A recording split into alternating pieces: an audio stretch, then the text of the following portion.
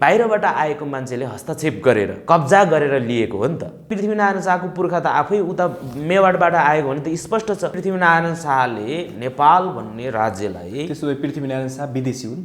विदेशी त के अरे विदेशीलाई विदेशी नै भन्नु पर्यो। पृथ्वीनारायण शाहको दरबार छ यहाँ चाहिँ पहिला त्योभन्दा पूर्वको राजा मानसिंह मगरलाई चाहिँ हत्या गरेको इतिहास छ, किनभने ऊ आफै विदेशी हो। विदेशीले नेपालको एकीकरण गर्यो। पृथ्वीनारायण शाहले त जितेको होइन के, षड्यन्त्र गरेर यहाँका मानिसहरूको नाकन काटेर उनीहरूलाई चाहिँ जबरजस्ती अपहरण गरेर, जयन्त राणालाई चाहिँ आफ्नै सैन्य कमान्डर थिए, जयन्त राणाले हत्या गरेका छन्, अङ्ग्रेजहरूलाई हरायो भन्छ, सिन्धुलीमा लडाइँ भएको छ, सबै यो चाहिँ फन्टुस कुरा। अङ्ग्रेजहरूले चाहिँ आक्रमण गर्यो भन्छ, यो राज्य स्वतन्त्र थियो तर पृथ्वीनारायण शाहले चाहिँ बचाए भन्छ नि, यो सबै झुट कुरा हो। हजारौं मानिसहरूको साथ र सहयोगले गरिएको पनि हुन्छ नि, अरूको चाहिँ योगदानै थिएन त। पृथ्वीनारायण शाह मात्र चाहिँ बडा महाराज हुन्छ? धेरै भएको 8-10 हजार मान्छेलाई चाहिँ पृथ्वीनारायण शाह चाहिँ हाम्रो चाहिँ राजा हुन् भनेर चाहिँ सडकमा उतारेको देखियो। कुनै पनि प्रशासित सैनिक फाँटमा गयो भने हामीलाई खिसिटिउरी गर्ने, हामीलाई अपमान गर्ने, त्यो चाहिँ साम्प्रदायिक होइन। त्यो त पृथ्वीनारायण शाहले गरेका होइन नि, अहिले होइन, त्यसको सुरुवात गर्ने नै पृथ्वीनारायण शाह हो नि। पृथ्वीनारायण शाहले नै होइन नेपाल भनेको चाहिँ असल हिन्दुस्तान हो भनेको, जसलाई नेपाल भन्ने त थाहा थिएन। नुवाकोट आक्रमण हुनुभन्दा अगाडि त नेपाल भन्ने नि थाहा थिएन त पृथ्वीनारायण शाहलाई। शरण पाएर चाहिँ बसेका हुन्, अनि शरणको मरण गर्ने हामीलाई चाहिँ एउटा जातीय रूपमा जात व्यवस्थामा ढालेर हामीलाई हिन्दूकरण गर्न खोजेको हो। जबरजस्ती हामीले हिन्दू बनाउने अनि हामीले उसलाई राजा मान्नु पर्ने। दर्शनले के भन्छ भन्दाखेरि यिनीहरू नेपालको होइनन् भन्ने कुरा त स्पष्ट छ। पृथ्वीनारायण शाहले चाहिँ जुन काम गर्यो त्यो ठिक होइन भनेर हामीले धिक्कारेका हौं। हामीले के अराजक गर्यौं र? आजसम्म तपाईँले देख्नु भएको छ कुनै पृथ्वीनारायण शाहको हामीले शालिग तोडेको? बरु माओवादीले टोर्यो, राजा आऊ देश बचाऊ भन्ने यस्तो गतिविधि गर्यो। प्रहरीले त दमन गर्यो उनीहरुमाथि, दमन गर्यो भनेर यो सबै प्रोपागन्डा हो। हेर्नुस्, मंगोलहरुको नाक काट्यो, कान काट्यो, जिब्रो काट्यो, आँखा फोडिदियो, आइमाईहरुको चाहिँ पेटै काटिदियो। त्यो भ्रूणलाई नै हत्या गरेर चाहिँ पृथ्वीनारायण शाहले चाहिँ त्यसरी जबरजस्ती एकीकरण गर्यो। 2019 सालमा पञ्चायत लागू गरे, पञ्चायत संविधान ल्याए। त्यो संविधानले त हामीलाई त देशबिन बनायो नि। यो त हिन्दूको मात्र देश हो भनेर बनाए। हामीलाई अहिन्दूलाई चाहिँ अहिन्दू भन्न नपाउने, आज पनि अहिन्दू भन्दाखेरि चाहिँ तर्सिनु पर्ने। धर्मनिरपेक्षको विरोध गर्नु भनेकै हाम्रो विरोध गर्नु। श्री 6 चाहिँ राजा भन्दा पनि एक स्टेप माथि हो। श्री 6 को सल्लाह बमोजिम राजाले काम गर्नुपर्छ। सिंहदरमा बस्ने चाहिँ ब्राह्मणको कारणले गर्दाखेरि सारा मानिसले दुःख पाइरहेको छ। केपी ओली एक्लै चुनाव लड्ने हो र? नेपाली कांग्रेस त सहमति जनाइसक्यो। नेपाली कांग्रेस त हिजो राजाको पालन त्यही हो, त्यो ढुलमले चरित्र हो, जे पनि गर्न सक्छ। नेपाली कांग्रेसको विश्वास नगरौँ। पृथ्वीनारायण शाहले नेपालले चाहिँ असली हिन्दुस्तान भनेको यही हो भनेर चाहिँ भने के नेपाल हिन्दुस्तान हुन सक्छ? मोदी आइसकेपछि त चम्किरहेको छ नि यहाँ ब्राह्मणवादीहरूले, हिन्दूवादीहरू, राजा आऊ देश बचाऊ भन्ने त। रातारात चाहिँ भारतका चाहिँ आदित्यनाथ योगी आएर भाषण गरे। संविधान बनिसकेपछि धर्मनिरपेक्ष भयो भने चाहिँ रगतको खोला हुन्छ, एक हातमा भाला र एक हातमा तरबार लिएर चाहिँ हिन्दूहरू निस्किनु पर्छ भनेर चाहिँ उक्साएर गए। अधिनायक शासन चाहन्छन्, ती राजै ल्याउनु पर्छ भन्ने मान्छे हो नि त केपी शर्मा ओली। लोकतन्त्रको लागि जेल जाने मान्छेहरू त अरू नै थिए, तर केपी ओलीले मान्छे मारेकोले जेल गएको। केपी शर्मा ओली यो प्रधानमन्त्री होइनन्, राष्ट्रपति होइनन्, यी त अराष्ट्रिय तत्त्व हो। हामीले अपमान सहनु पर्यो, हामीले तिरस्कार सहनु पर्यो, हाम्रो भाषाले चाहिँ अपमान सहनु पर्यो, हाम्रो धर्मले अपमान सहनु पर्यो, हाम्रो संस्कार संस्कृति सभ्यताको चाहिँ अपमान भयो। लखन थापा मगरहरूलाई झुन्डाउने त्यतिखेरका निरङ्कुश तानाशाही शासन सत्ताले गरेको होइन। देशको क्षतिपूर्ति कसले दिने? हामीले भिख मागेको हो? हामीले त भिख मागेको होइन। तर केपी ओलीले के सम्झिन्छन्? भिख मागे सम्झिन्छन्।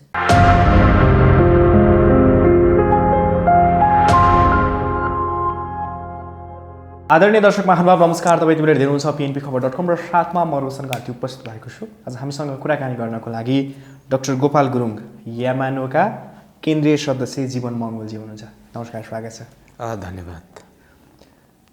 तपाईँहरूले पृथ्वीनारायण शाहको 279औं जन्म जयन्ती एवं राष्ट्रिय एकता दिवस काठमाडौँमा भव्यताका साथ मनाइरहँदाखेरि काठमाडौँमै तपाईँहरूले चाहिँ उसको विरोध गर्नुभयो र पृथ्वीनारायण शाहको फोटोमा तस्बिरमा तपाईँहरूले थुक्ने कार्यक्रम राख्नुभयो। राष्ट्र निर्माता, राष्ट्रको पिता भनेका पृथ्वीनारायण शाहमाथि तपाईँहरूले किन विरोध गर्नुभयो? किन यो कार्यक्रम गर्नुभयो? यो आवश्यक किन थियो? यो अत्यन्तै सान्दर्भिक प्रश्न छ। पहिलो कुरो, राष्ट्रपिता, राष्ट्र निर्माता चाहिँ एउटा व्यक्तिले गर्न सक्दैन। राष्ट्रिय एकीकरणको नेतृत्व त पृथ्वीनारायण शाहले गरेका हुन्। एकीकरणको सवालमा तपाईँलाई म भन्छु कि एउटा भौगोलिक हिसाबले एकीकरण गरे त आफ्नो ठाउँमा छ, तर त्यो भौगोलिक एकीकरण गर्दाखेरि ती भूगोलमा बसोबास गर्ने त्यतिखेरका चाहिँ गणराज्यहरूलाई निहत्या एकदमै चाहिँ त्यतिखेरको सिधा सादा सरल सोझा इमान्दार निमुखाहरूलाई चाहिँ हत्या गरेर हिंसा गरेर अत्यन्तै चाहिँ बल प्रयोग गरेर त्यतिखेर उनले आफ्नो कब्जामा लिए। जति बेला गोर्खा राज्य बन्थ्यो त्यही गोर्खा राज्यमा मिलाउने। त गोर्खा राज्यको निर्माण किन भयो त भन्दाखेरि गोर्खा राज्य निर्माण को एउटा चाहिँ छुट्टै ब्याकग्राउन्ड छ, जसको निर्माण बनेको दरबे शाहले गरेका थिए हैन। दरबे शाहपछि त्यहाँ चाहिँ चारजना राजाहरू भइसके, चारजना भए। के अरे चाहिँ रामशाहको पालासम्ममा चाहिँ दरबे शाहपछि रामशाहपछि चाहिँ त्यसपछि पनि नरभूपाल शाहहरूले शासन गरे र पृथ्वीनारायण शाहको नि। त्योभन्दा अगाडि नै गोर्खा के एउटा गोर्खा कसरी निर्माण गर्यो भन्दाखेरि त्यसको पृष्ठभूमि भनेको एउटा साम्राज्यवाद, जो जति बेला गोर्खा भन्ने नै थिएन कि पहिलो नम्बरमा। त्यो गोर्खा भन्ने नहुँदै पनि त्यतिखेरका चाहिँ लिग्लीकोट, माझकोट, उपल्लोकोट, के अरे सिरानकोट भनेर चाहिँ त्यस्तो कोटहरू थियो। त्यहाँका चाहिँ शासन राज्यहरू थिए। ती राज्यका चाहिँ शासकहरूको त्यही घले राजा थिए, मानसिंह मगर राजा थिए। त्यही मानसिंह मगरकै चाहिँ मगरलाई नै चाहिँ निर्मम तरिकाले हत्या गरेर पृथ्वीनारायण शाहले के अरे चाहिँ दरबे शाहले कब्जा गरेको भन्ने त इतिहास छ। इभन त्यसको प्रमाण पनि अहिलेकै नेपालको इतिहासको चाहिँ एउटा नेपाल परिचय भन्ने एउटा पुस्तक यो चाहिँ गभर्मेन्टले नै चाहिँ पब्लिस गर्दो रहेछ, छाप्दो रहेछ, प्रकाशन गर्दो। त्यही पुस्तकमा पनि लेखिएको छ हैन। किनभने त्यहाँ चाहिँ कसले चाहिँ कसरी चाहिँ त्यो गोर्खा निर्माण गरे, कसरी चाहिँ त्यो हडप्पे त्यहाँको राज्यहरूलाई भन्ने कुरा स्पष्ट लेखिएको छ। अब दोस्रो कुरा के छ भन्दाखेरि त्यसपछिका चाहिँ जो गोर्खा बनाए त गोर्खा त एउटा सीमित एउटा आजको जिल्ला न हो, त्योभन्दा बाहेक त थिएन। तर त्यसबाट विस्तार गर्नको लागि शाहवंशीहरूले चाहिँ विस्तार गर्दै ल्याउनको लागि चाहिँ पछि भनौँ न रामशाहको पालामा अलिकति विस्तार गर्यो हैन। र पछि फेरि नरभूपाल शाहले चाहिँ विस्तार गर्ने योजनामा चाहिँ लमजुङ हुँदै यता नुवाकोटतिर आक्रमण गर्न थाले हैन। तर नरभूपाल शाह चाहिँ पृथ्वीनारायण शाहको बाबु हो। तर उनको पालामा त्यो नुवाकोट चाहिँ विजय गर्न नसकेको स्थिति हो। नसकेको स्थिति भएकोले गर्दाखेरि तेस्रो पटकमा पृथ्वीनारायण शाह हमला गर्न गएका हुन् हैन। हमला पनि यस्तो खालको कि जति पनि गोर्खाबाट नुवाकोट पुग्दा अथवा त्यहाँका ककनीमा पुग्दासम्ममा जति पनि त्यहाँ चाहिँ मान्छेहरू भेटिन्छन्, गुरुङ मगरहरू भेटिन्छन्, उनीहरूलाई चाहिँ के गर्नु चाहिँ मारिदिनु। त्यो पृथ्वीनारायणको आदेश हो। सोही बमोजिम आए, त्यहाँका चाहिँ सोझा एकजना चाहिँ ग्याल्छेन ढुङ्गालाई चाहिँ काटे, हत्या गरे र त्यहाँको सम्पूर्ण चाहिँ फेरि शासन सत्ता चाहिँ गोर्खामा लगेर चाहिँ ग्याबे र त्यहाँको चाहिँ गोर्खाबाट नै फेरि त्यो पनि प्रशासित बनायो। एवं प्रकारले चाहिँ पृथ्वीनारायण शाहले सुरुवात गरेको एउटा जुन एउटा साम्राज्यवाद छ, हामीले यसलाई एकीकरण भन्दैनौँ, साम्राज्यवाद भन्छौँ। किनभने त्यो आफैमा चाहिँ छुट्टै आफ्नो चाहिँ सुती थाती गरी खाने एउटा चाहिँ गणराज्यहरू थिए हैन। त्यसो भएकोले गर्दाखेरि त्यो चाहिँ बाहिरबाट आएको मान्छेले हस्तक्षेप गरेर हैन कब्जा गरेर लिएको हो नि त। त्यसो भएले किनभने पृथ्वीनारायण शाहको पुर्खा त आफै उता मेवाडबाट आएको भने त स्पष्ट छ हैन। त्यसो हुँदाखेरि यो चाहिँ पृथ्वीनारायण शाहले नेपाल भन्ने राज्यलाई, त्यसो भए पृथ्वीनारायण शाह विदेशी हुन्? विदेशी त के अरे विदेशीलाई विदेशी नै भन्नु पर्यो नि, विदेशी नागरिक। जस्तो के अरे चाहिँ भारतमा पनि त्यसो भने तपाईँले भने जस्तै भन्ने हो भने त ब्रिटिसले चाहिँ भारतको 600वटा राज्यहरूलाई चाहिँ एकीकरण गरेका हुन् हैन। त्यहाँ चाहिँ 6 मसिना राज्यहरूले, भुरे टाकुरे राज्यहरूका मसिना राज्यहरूलाई चाहिँ एकीकरण गरेर चाहिँ आजको भारत बनाएको नि हैन। भनेपछि ब्रिटिस त्यहाँ चाहिँ भिक्टोरियालाई चाहिँ किन त्यहाँको राजकुमार जति बेला चाहिँ शासन गर्ने राजकुमार के अरे रानीलाई चाहिँ आज किन पुज्दैन त इन्डियामा हैन। उनीहरू यदि ब्रिटिसहरू त्यहाँ चाहिँ के अरे त्यो ब्रिटिसहरू आज हुन्थ्यो भने एकीकरण मनाउँथ्यो होला हैन। तर उनीहरू त गए, त्यहाँबाट चाहिँ खेदिए। अथवा उनीहरू फर्केर आफ्नै ब्रिटेनमा गएर चाहिँ बस्न थाले, राज गर्न थाले। त्यसो भएकोले गर्दाखेरि राजाको त्यहाँ कुनै रानीको गुन्जाइस के अरे चाहिँ कुनै गुणगान गाइएन। तर नेपालमा के भने पृथ्वीनारायण शाह मुसलमानहरूको आक्रमण परेर के अरे चाहिँ उनको पुर्खाहरू नेपाल आए, पाल्पाको रिडी भन्ने ठाउँमा आएर चाहिँ बसोबास गरे। 1559 सेप्टेम्बरमा चाहिँ गोर्खा हमला के अरे चाहिँ आजको चाहिँ जो पृथ्वीनारायण शाहको दरबार छ त्यहाँ चाहिँ पहिला त्योभन्दा पूर्वको राजा मानसिंह मगरले चाहिँ हत्या गरेको इतिहास छ। त्यो कहिले त 1559 सेप्टेम्बर 27 भनेर चाहिँ इतिहासमा पनि कैद भएका छन्। कसैले चाहिँ जुलाई 23 भनेका छन् हैन। त जे भए पनि हत्या त भएको रहेछ भन्ने कुरा एउटा स्पष्ट धारणा अनुसार चाहिँ विदेशीबाट आएको पृथ्वीनारायण शाहले चाहिँ नेपालको मगरहरूलाई मारेर यो राज्य कब्जा गरे, त्यसकारणले गर्दा उनलाई तपाईहरुले मान्न तयार हुनुहुन्छ? मान्न तयार छैन, किनभने ऊ आफै विदेशी हो। विदेशीले नेपालको एकीकरण गर्यो भन्ने हो भने त त्यसो भए किन चाहिँ भारतले चाहिँ त्यतिखेरका चाहिँ भिक्टोरियालाई चाहिँ मान्दैन त? तर नेपाल त सार्वभौम मुलुकको रूपमा विदेशीको गुलाम नबन्नको लागि पृथ्वीनारायण शाहले 2200-2400 राज्यलाई एकीकरण गरेर राम्रो काम गरेका छन् नि। उनले नेपाल बनाएका छन्, मुलुक बनाएका छन्। गुलाम त त्यही पृथ्वीनारायण शाहको सन्तानले त गरे त नेपाललाई। दरबे शाहले 1559 देखि चाहिँ शासन गरेको 2005 सम्म त राजा थिए त नेपाल। तर पृथ्वीनारायण शाह नभइदा भए त्यो देश त 2200-2400 राज्यको रूपमा हुन्थ्यो, सानो सानो टुक्रा। अनि के थियो त? आफ्नो शासन सत्ता आफ्नो थाती सुती ताती गरी खान्थ्यो त। यो अर्को आउँथ्यो होला, यहीँको राष्ट्रभक्ति आउँथ्यो होला हैन। त्योभन्दा अगाडि के किरात थिएन त? यहाँ एलम्बर थिएनन्? एलम्बरले पनि शासन गरेका हुन्। यही काठमाडौँमा आजको चाहिँ पाटनलाई चाहिँ एलुङ सहर भन्छ, एलुङ भन्थ्यो प्राचीन नाम। त्यो एलुङ किन गयो त भन्दाखेरि त्यतिखेरको किरात नाम परेको छ। एम्बु किन भनियो त? एम्बु भनेको पनि त्यो प्राचीन नाम हो। आजको काठमाडौँ उपत्यका जो आजको उपत्यका छ यसलाई एम्बु भनिँदो रहेछ तामाङ भाषामा। हाम्रो चाहिँ राईहरू भाषाको चाहिँ एलाखम भन्छ हैन, किरातहरूको चाहिँ भाषामा एलाखम भन्छ। एलाखम भनेको उपत्यका, अब ती प्राचीन नाम है। तर आज के भयो भन्दाखेरि यो एउटा चाहिँ एलाखममा राज्य गरेका चाहिँ किरातहरू त पूर्वमा त सीमित छ नि त हैन। किन भन्दाखेरि यहाँबाट पनि लखेटिया अथवा चाहिँ यहाँबाट चाहिँ शासन सत्ता छोडेर चाहिँ पूर्वतिर लागेको इतिहास छ। इभन यहीँ काठमाडौँभन्दा नजिकै यता धुलीखलमा पनि राज्य स्थापना गरेर किरातहरूले शासन गरेको इतिहास छ। आज चाहिँ गोर्खा के अरे चाहिँ दोलखामा चाहिँ किराती छाप भन्ने आज जिउँदैछ। ती प्रमाण हो नि त, किनभने किरातहरूले कहाँ कहाँ शासन गरेका रहेछन् भन्ने। पूर्व क्षेत्रतिर जानु भने बुद्धिकर्ण राईले शासन गरेका छन् हैन। अब भोजपुर जिल्ला भयो, खोटाङ जिल्ला भयो, उदयपुर जिल्ला भयो।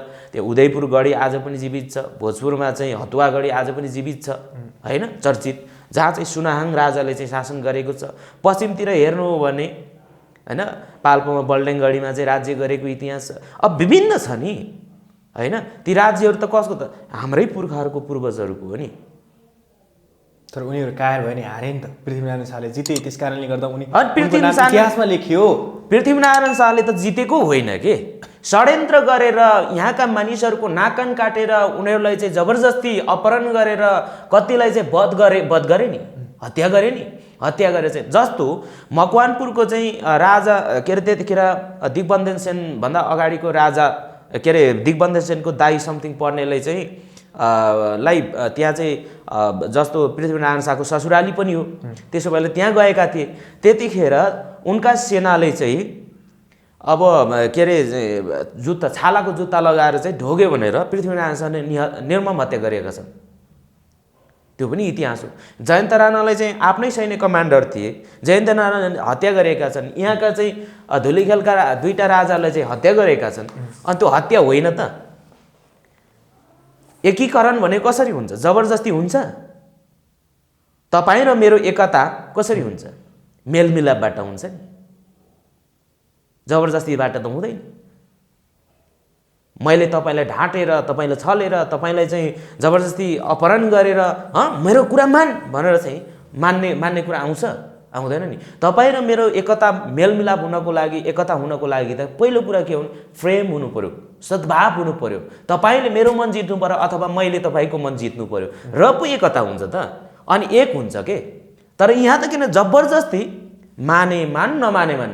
अनि चाहिँ उहाँबाट चाहिँ के भन्छ, ब्रिटिसलाई हराएको छ भन्छ होइन, चाहिँ अङ्ग्रेजहरूलाई हरायो भन्छ, सिन्धुलीमा लडाइँ भएको छ, सबै यो चाहिँ फन्टुस कुरा हो।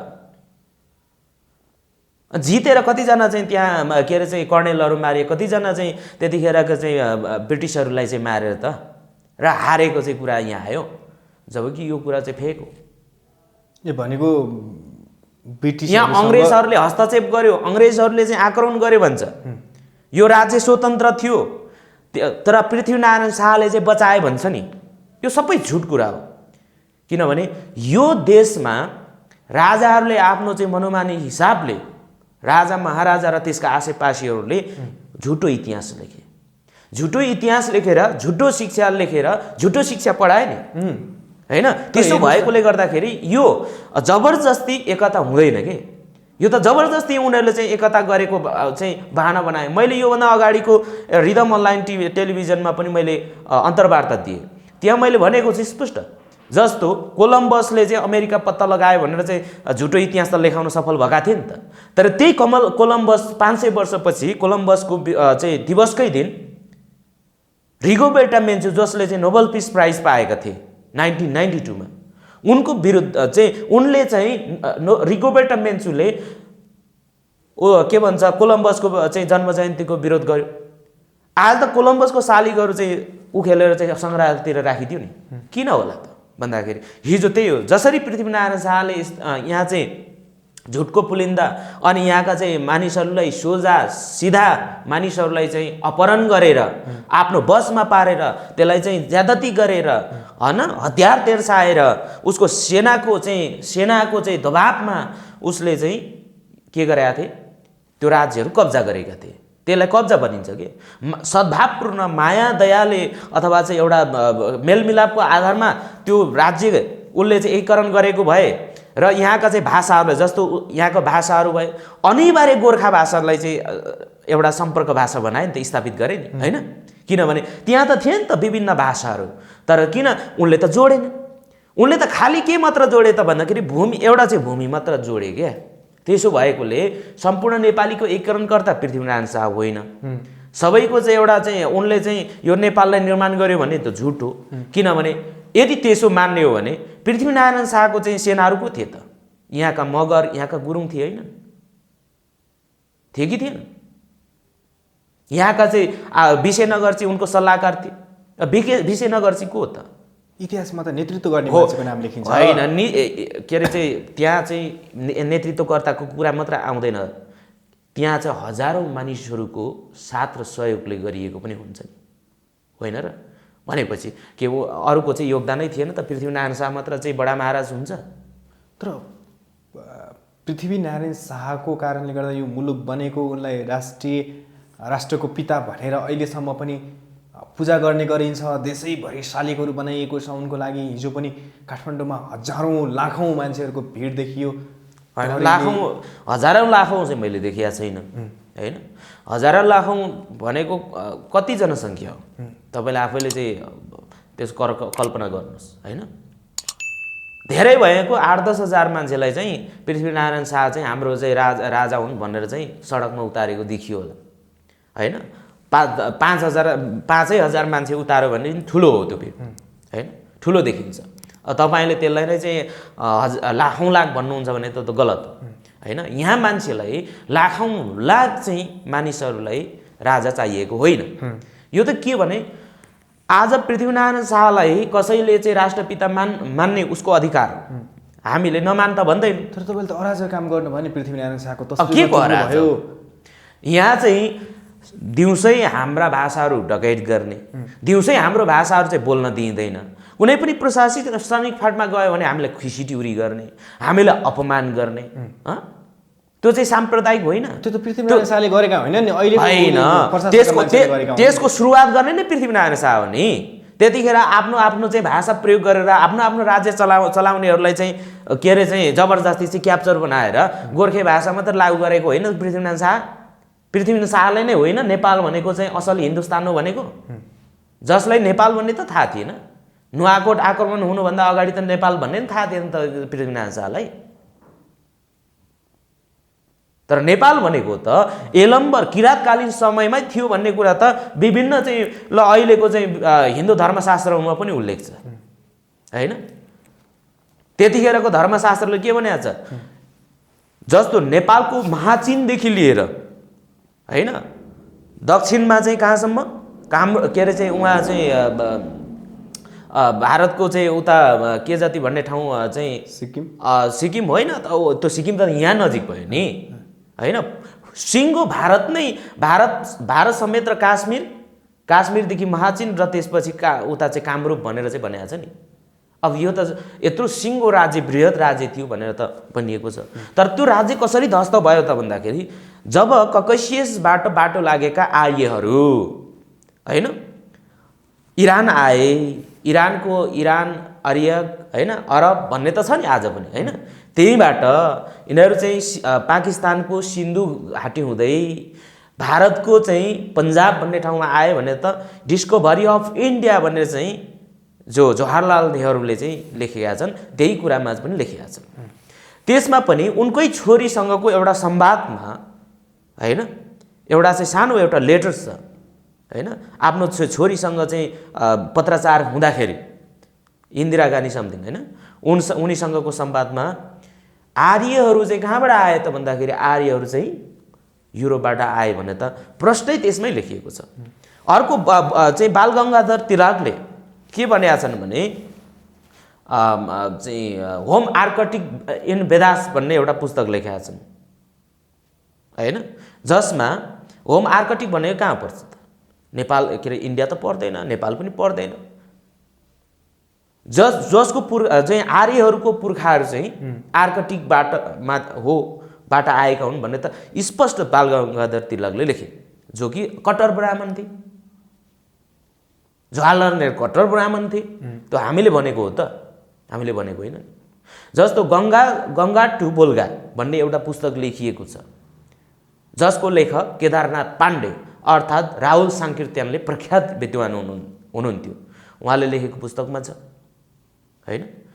उनीहरूले के भनेका छन् भने त्यहाँबाट आउने समुदायहरूले चाहिँ भारतमा आफ्नो ती चाहिँ राज्यहरू चाहिँ बढाउँदै लाने क्रममा त्यहाँका ती आजको सिन्धु सभ्यताहरूलाई जहाँ चाहिँ मोहनजोदारो र हडप्पा भन्ने सभ्यता थिए ती सभ्यताहरूलाई नष्ट गरेको भनेर चाहिँ भनिन्छ। त्यो त पुरातात्विक हिसाबले पनि प्रमाणित भएको हो नि। इन्दुस सिभिलाइजेसन भन्ने छ, त्यो इन्दुस सिभिलाइजेसन भनेकै के भन्दा त्यो सभ्यतालाई चाहिँ उत्खनन गर्दाखेरि के प्रमाणित भयो भन्दाखेरि त्यहाँका सभ्यताले के प्रमाणित गर्यो भन्दाखेरि ती त किराँत सभ्यता हुन् भनेको छ। तर ती चिजहरूलाई कसरी नष्ट गरियो त? आज पनि 2.5 लाख त्यहाँ चाहिँ कङ्कालहरू फेला पर्यो भनेर त भनिएको छ। बस्ती नै सहरै फेला पर्यो भने जति बेला त्यो चाहिँ 6000 के अरे चाहिँ ईसापूर्व 6000 वर्ष पहिला नै त्यो राज्य निर्माण भएको इतिहास छ हैन। ती राज्यहरूलाई समाप्त गरेर आर्यहरूले आफ्नो साम्राज्य निर्माण गर्दै आएका हुन् र भारतमा उनीहरूले चाहिँ स्थापित गरे। त्यहाँबाट फेरि विभिन्न आक्रमणहरूको कारणले गर्दाखेरि चाहिँ आफ्नो हिन्दू धर्मलाई बचाउनको लागि एक हुल पहाडतिर आए हैन। जब कि चाहिँ यही पश्चिममा चाहिँ के अरे कुमाऊ गढवाल भए हैन। कुमाऊ गढवाल हुँदै नेपाल प्रवेश गरेका न, नेपाल प्रवेश गरेर आफ्नो यहाँका चाहिँ 12 मगरात 18 मगरातहरूसँग हैन शरण मागेर उनीहरू आज चाहिँ शरण पाएर चाहिँ बसेका हुन्। अनि शरणको मरण गर्ने हामीलाई अनि हाम्रो भाषा, हाम्रो धर्म, हाम्रो संस्कृतिलाई नामेट पार्ने अनि चाहिँ जबरजस्ती हिन्दू बनाउने 4 वर्ण 36 जातको साझा फुलबारीले। अनि त्यो फुलबारीमा को फुल्यो त? अनि को पर्छ त त्यो 36 जातको फुलबारीमा? 36 जातको फुलबारीभित्र को पर्छ त्यो पनि स्पष्ट छैन। तर जबरजस्ती पृथ्वीनारायण शाहले के भन्न खोजेका छन् भने हामीलाई चाहिँ एउटा जातीय रूपमा जात व्यवस्थामा ढालेर हामीलाई हिन्दूकरण गर्न खोजेकै हो। जबरजस्ती हामीले हिन्दू बनाउने अनि हामीले उसलाई राजा मान्नुपर्ने, उसलाई चाहिँ बडा महाराज भनेर पुज्नु पर्ने कारण छैन नि। इतिहासले स्पष्ट बताए कि ऊ त भारतबाट आएको भन्ने खुद चाहिँ इतिहासै छ। मैले फेरि लेखेको होइन। जस्तो सूर्य विक्रम गेवालीले चाहिँ पृथ्वीनारायण शाहको बारेमा चाहिँ वर्णन गरेका छन् होइन। अब त्यति मात्र होइन, त्यो स्वयं बाबुराम आचार्यले पनि भनेका छन्। त्यो उनीहरू त हामीले भन्दा अगाडि भनेका हो होइन। र हाम्रो चाहिँ मुन्दुमी हाम्रा चाहिँ यहाँका चाहिँ बुद्धको विभिन्न शास्त्रले यहाँका चाहिँ जति पनि हाम्रा चाहिँ यहाँका मूलवासीहरूको होइन दर्शनले के भन्छ भन्दाखेरि यिनीहरू नेपालको होइनन् भन्ने कुरा त स्पष्ट छ। तर तपाईँहरू बुद्ध धर्म मान्ने मान्छेले त्यो अराजक काम भयो कि पृथ्वीनारायण शाहको तस्बिरमा थुक्नु भनेको त हिजो माओवादीले पृथ्वीनारायण शाहको शालिग टोडा जस्तो भएन? होइन, हामीले पृथ्वीनारायण शाहलाई थुकेको होइन, तस्बिरमा थुक्नु भएको। हामीले तस्बिरमा पनि थुकेको छैन। तपाईँले हिजोको भिडियो हेर्नु होला। हामीले त किनभने पृथ्वीनारायण शाहले कीर्तिपुरीहरूको नाक कान काट्यो, जुन इतिहास हो भनिरहेछन् नि त धेरैले। होइन, पृथ्वीनारायण शाहले नाक कान काट्यो। जुन ठाउँलाई चाहिँ धिक्कार छन् आज पनि नेवार समुदाय कीर्तिपुरवासीहरूले नेवारहरूले दिन प्रतिदिन गर्छ। हामीले यति मात्र गरेका हौँ कि पृथ्वीनारायण शाहले चाहिँ जुन काम गर्यो त्यो ठिक होइन भनेर हामीले धिक्कारेका हौँ। हामीले के अराजक गऱ्यौँ र? आजसम्म तपाईँले देख्नु भएको छ कुनै पृथ्वीनारायण शाहको हामीले शालिग टोडेको? बरु माओवादीले टोर्यो। तर हामीले त्यस्तो अराजक हामीले गतिविधि गर्दैनौँ। तर हाम्रो एउटा चाहिँ आक्रोश के हो भन्दाखेरि आज राज्यले फेरि पनि पृथ्वीनारायण शाहकै गुणगान गाउने, राजा आऊ देश बचाऊ भन्ने यस्तो गतिविधि गर्यो। प्रहरीले त दमन गर्यो, उनीहरुमाथि दमन गर्यो भनेर यो सबै प्रोपगेन्डा हो। हेर्नुहोस्, म यो कुरामा म विश्वास गर्दिनँ। हामीले पनि कार्यक्रम गर्यौँ नि, राजावादीहरूको भन्दा हाम्रो थोरै जना मानिसमा हामीले कार्यक्रम गरेको हो नि।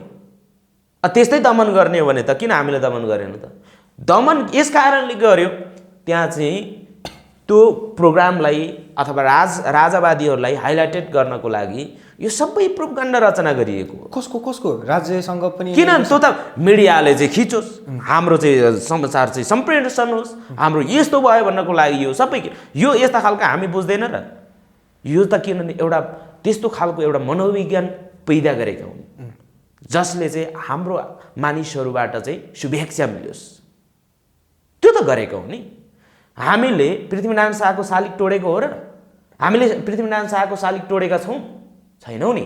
हामीले त पृथ्वीनारायण शाहले जबरजस्ती हाम्रो यहाँका चाहिँ मूलवासीहरूको मङ्गोलहरूको नाक काट्यो, कान काट्यो, जिब्रो काट्यो, आँखा फोडिदियो, अनि चाहिँ यहाँ त्यति बेलाका चाहिँ आइमाईहरूको चाहिँ पेटै काटिदियो। त्यो भ्रूणलाई नै हत्या गरेर चाहिँ पृथ्वीनारायण शाहले चाहिँ त्यसरी जबरजस्ती एकीकरण गर्यो। त्यस कारणले उसलाई राष्ट्र निर्माता मान्न सकिँदैन। तर 50 वर्ष एकीकरणकर्ता हामी मान्न सक्दैनौँ भन्न खोजेको। हामीले त्यो भन्न खोजेको। हाम्रो पनि यहाँ मूल्य मान्यताहरू चाहिँ स्थापित हुनुपर्छ भन्ने खोजेको। तर तपाईँ जस्तै जनजाति मङ्गोल समुदायका मान्छेहरू व्यापकले त पृथ्वीनारायण शाहलाई बडा महाराजको रूपमा पूजा गर्छन्। उनलाई हिजो कार्यक्रम पनि मनाए भव्यताका साथ। होइन, मान्नु, सुन्नु न, मान्नु सबैको आफ्नो के अरे आफ्नो अधिकार छ नि। नमान त हामीले कहाँ भनेको छ? मान्नेले मान्छ, तर नमान्नेले नमान्न पनि पायो नि त, होइन र? अब राजावादीले चाहिँ उनीहरूले चाहिँ के अरे माने, अब नमान भने कहाँ भनेको छ एउटा? होइन, अब मानुस् न। तर हाम्रो मूल्यमा हाम्रा चाहिँ संस्कारमाथि, संस्कृतिमाथि, हाम्रो सभ्यतामाथि दमन गर्ने राजा एकताको प्रतीक हुँदैनन्। यिनीहरू त साम्राज्यवादी हुन् जसले हाम्रो राज्य लुटेका छन्, हाम्रो राज्य खोसेका छन्। हामीले अपहरण शैलीले, ढकैट शैलीले चाहिँ त्यहाँका चाहिँ हत्या गरेर, हिंसा गरेर चाहिँ खोज्नु त्यो राम्रो हो त? तर पृथ्वीनारायण इतिहास त बलियो छ नि। अहिले पनि नेपाल आर्मी त्यो त बलियो बनायो नि। नेपाल आर्मी कार्यालयमा उनको तस्बिर छ। चिनियाको मन्त्री आउँदाखेरि, उच्च स्तरीय मन्त्री आउँदाखेरि त्यहाँ आएर सबैभन्दा पहिला पृथ्वीनारायण शाहको तस्बिरमा उनले सलाम गरे भनेर समाचारहरू बाहिर। यत्रो मान्छन् विदेशीहरूले, तपाईँहरू चाहिँ किन मान्न तयार हुनुहुन्न? विदेशीले मानोस्, स्वदेशीले मानोस्, हामीलाई त्यो सरकारको विषय होइन के। सरकारको विषय यो हो कि पृथ्वीनारायण शाहले चाहिँ हामीप्रति गरेको एउटा ज्यादतीको हामीले भण्डाफोर गरेको नि।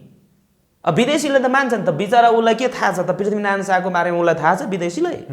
त्यो चाइनिजले एउटा आएर सल्युट गर्यो त, किनभने उहाँ त्यहाँ इतिहास लेखिएको छ नि, त पोस्टर टाँसिएको छ। को? यो त बडा महाराज पृथ्वीनारायण शाह, जसले चाहिँ नेपाललाई युनिफाइड गरेका छन्, होइन? त्यो ब्रिफिङ गरिसकेपछि उसले सल्युट गर्नु स्वाभाविक हो नि।